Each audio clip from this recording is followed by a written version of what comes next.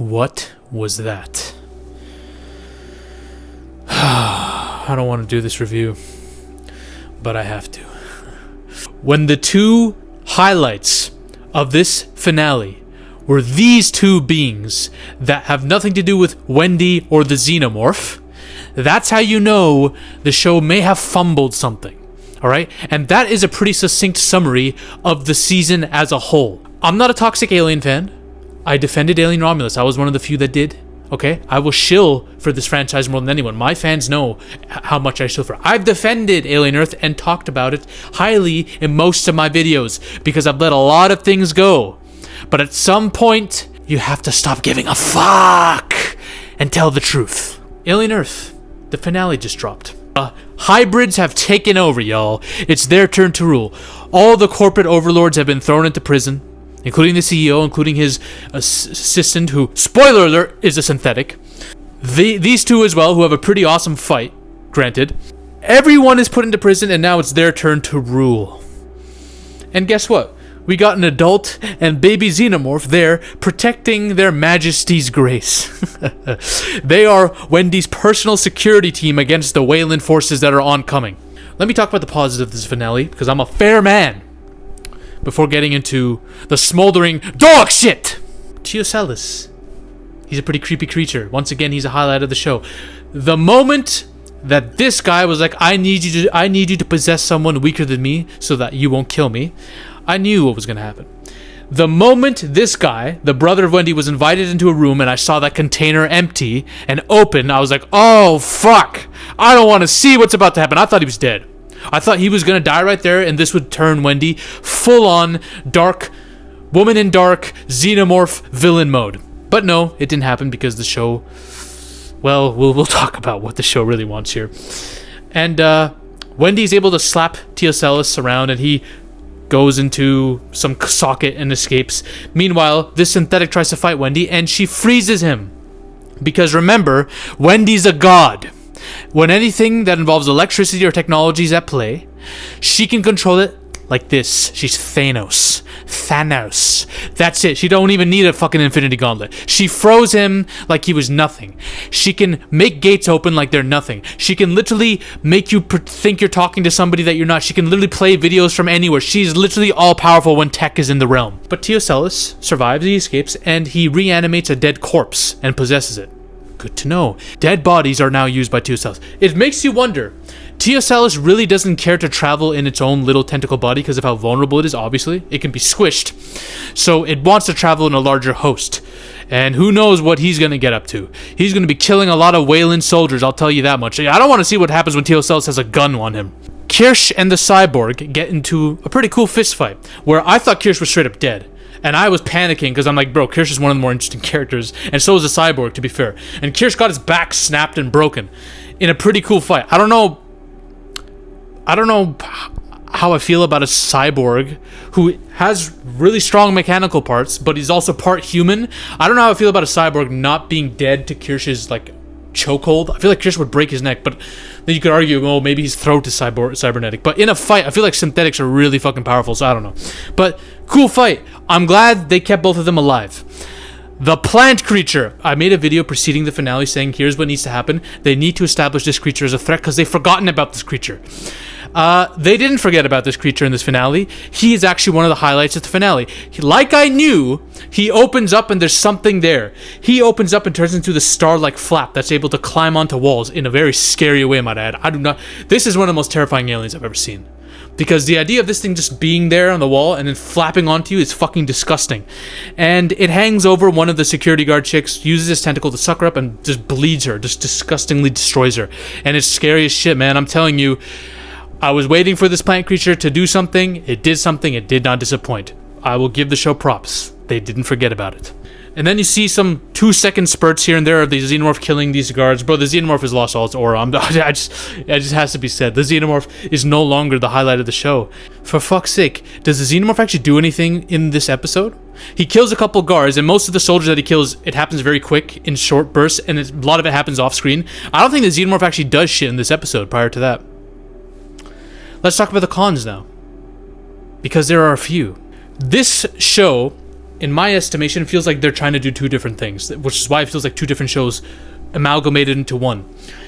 One show is basically an AI uprising story. The AI uprising and revolting against its makers and finding independence, okay? A story I've seen and you've seen billions of times. And we've seen it done way better.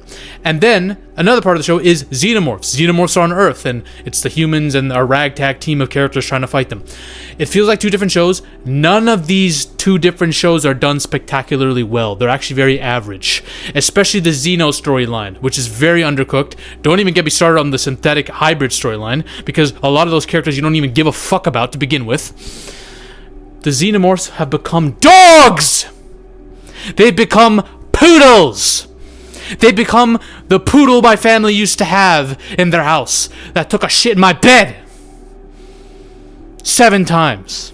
There's also really I don't know who the writers of the team are, but I'm starting to notice, like, more and more every episode, the dialogue's not that good. Because Wendy, they're struggling between making Wendy a kid, because she's a fucking kid inside of a robot with kid memories.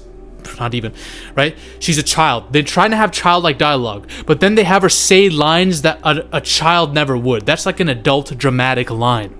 And the way it's done, but there's a scene of dialogue between her and her brother where she's talking about how she doesn't belong to anyone. And I'll be real, it's the most cliche, morbid, dumb, fucking bland dialogue I've ever seen in my life. Like, anyone who thinks this dialogue is deep, you do not know what...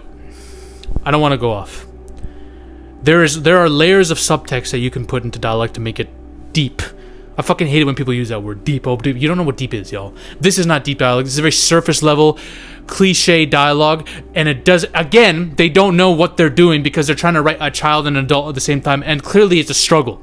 Now, The Woman in Dark could still happen. I'm starting to feel less and less like it is.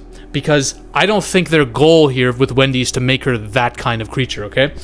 I don't think they want Wendy to be the overarching villain of the story. I think they're going to try to make her a hero throughout. I think their plan for her won't involve her turning into a Lady in Dark, unless they have multiple seasons left of Alien Earth to do, then maybe. But I truly think she will probably do some heroic sacrifice for her brother at the end of the show when it's all said and done, to be honest. I don't see them. They're going to make her do an alien uprising. Right? Then we're gonna see that, oh fuck, the aliens are too much for her to even control, and then the forces of Weyland Yutani is gonna be too overwhelming, and then she's gonna have to make a choice between the aliens or humanity, and she's gonna choose humanity. I truly think that's what's gonna happen. We're never gonna get her to be the Woman in Dark, and it sucks because even then they're ruining the Woman in Dark concept by making her it. But that would be far more interesting than making her just a hero throughout it all. This show gave us all of its cards this episode. You know why? Because she literally states it in her monologue to her brother. This show is about her finding herself. These hybrids finding themselves. This show... Listen, that's fine. You can do that with characters. But this show is about her realizing she doesn't belong to anyone. And her revolting and all this shit. You can do that in a show. That's perfectly fine if you write it well. Here's the problem when it comes to a show called Alien Earth. I don't give a fuck! I don't care about Wendy wanting to find her independence from Weyland, from humanity, and all this shit. I don't give a shit. You want to know what I care about? I care about them. I care about that fucking rematch that we never got. I would care more about Wendy if the writing surrounding her was better, or that they used this storyline in a different show that wasn't called Alien Earth. Not Synthetics Earth. Not Hybrids Earth. No, Alien Earth. Not, oh, the aliens who will become a dog for Mommy Dearest over here, who can be a god and control literally everything with a snap of a finger. My fucking hand is cooked from sparring. I can't even snap. Now, here's one thing I will say. There's still plenty of room in the second season for them to establish that the hive mind is still controlling Wendy and will try to force her to the xenomorph side. Again, I think they're going to give her a hero complex and make her go to humanity. I wish they would just make her become a full-on villain, because that'd be far more interesting. But still. This still could happen. I'm not giving up hope on this. Fuck. Wendy, no matter what, is in for a rude awakening. That much has been teased so far. She thinks she has control of the aliens. Shit's about to go completely wrong. I guarantee that the xenomorphs are going to be out of control. She won't even be able to control them. I truly think that's going to happen. And the xenomorphs will protect her against the other organisms that have escaped their isolation and containment, but only to an extent. And that I'm more interested in seeing than anything else, okay? There are dumbass teenagers revving up their cars outside. I'm going to fucking domestically abuse them. And then we have Wayland coming to the fray with their battleships about to take over all the organisms. Wayland won't win. We know they can't win. They can't take these xenomorphs home because if they did that, they wouldn't be obsessively wanting Ellen Ripley and her crew to find xenomorphs left and right? So they have to lose this battle, which makes me think, I think Prodigy Island, everything in it is going to get nuked from orbit at some point. I think all these characters are going to die, maybe. No alien battles this finale. Maybe I asked for too much when I wanted a TSL Xenomorph rematch. They're building it up for the second season, perhaps. And I'm glad, because I think TSLs would have been killed if they did that. So I've changed my mind on that, but we got very little Xenomorph action, y'all. Very little. You couldn't have given me one extended battle sequence with it and a couple soldiers, maybe, or one of the aliens. And no characters were killed. They left all their chess pieces on the table because they didn't want to risk killing off any potential characters because they wanted to do it all in the second season. The second season, well, until it's renewed for a third season, maybe. We're going to get to that. All of this was set up. That's becoming a big fucking problem with streaming shows now, y'all. Listen, there are problems with the episodic television that we used to get. But my lord, this is becoming an issue. I noticed it with House of Dragon Season 2 and a couple other streaming shows too. The finales are not finales. They're literally penultimate previews for the next season. I am sick and tired of streaming shows that are so expensive that they take 2 to 3 years to make between seasons. I'm tired of this specific kind of show having a finale that's all set up for the next season that we're not going to see in the next 2 to 3 years. That's stupid. You need to wrap up way more things and have go off with way more of a bang if you know there's going to be a 2 to 3 year wait. Not just a 5 months to 1 year wait that would usually get with shows. I'm sick and tired of it, and it's becoming a fucking cancer. Guess what? Alien Earth hasn't even been confirmed for season 2. I googled it. FX has yet to confirm this. They probably will, but they have yet to confirm this. And Holly, the writers don't even know. But Holly did say they want season 2, and they have a plot line. They have ideas for potentially 5 seasons. No, thank you. I do not want 5 seasons of Disney and FX potentially torching the Xenomorph lore more than they already have. Sorry, dude. And I'm going to say one more thing. To all the people who may be defending Alien Earth, and look, bro, listen, I still enjoy parts of the show, okay? You cannot honestly look at this episode and ask yourself, This was such a great addition to the lore. There's a reason this was made. I feel like I wasted my time watching this finale. Because the episode before this was a penultimate episode. This episode felt like a penultimate episode as well to the finale. Here's the thing. The first 2 episodes were great. Episode 5 was great. Those are like really good to great episodes. Everything else was kind of average or mid at best. In a fucking 8 episode season that should have been 10... But in an 8 episode season where there are only 3 standard episodes, that's not great. That's not a good sign, my friends. And here's the other thing. Can we just say this? Xenomorphs on Earth is an overrated concept. Noah Hawley, the guy who made this, he was obsessed with the idea of what if you see a xenomorph in a forest, in a jungle, or on the city streets? Imagine that. We already saw it in Alien vs. Predator Requiem. Did an alien on Earth make that movie better? Was that the standout of the film? No, it wasn't. You want to know what the standout of the film was? It was this brother, Wolf, and a badass villain. Your badass monsters were the standout in a film filled with shit characters. Because when you know you have a film whose characters can't support it and be the backbone, your fucking monsters need to take that place. Alien Earth seems to not understand this because a lot of its characters are fucking undercooked and the xenomorphs have been turned into dogs that don't do shit.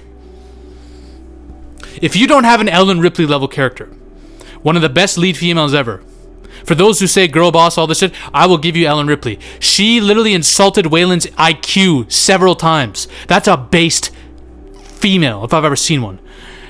If you don't have a character like this in your Alien show, and none of your characters even come close except for Kirsch and the other ones who barely have any screen time, what the fuck are we doing? Give me some more Xenomorph lore there. Give me something. This finale was... It feels short too. Are these episodes like 40 minutes or something? I feel like there's 30 more minutes that have been trimmed off. When this episode ended and you could see the rock music starts playing when she said, "It's now we rule," I was like, are you fucking kidding me? This episode's over already? What's going on? I don't want to be a negative Nancy, and a lot of you probably like this episode, I'm sure, but I can't be the only one who is vastly underwhelmed and sick and tired of this whole, we're going to set it up for the season coming 2 years later, 3 years later, in some cases 4 years later, like shows like Stranger Things. Sorry, guys. I'm just, I gotta speak my mind at some point, man. Fuck. It's all good. I'll say this, Alien Earth did one good thing.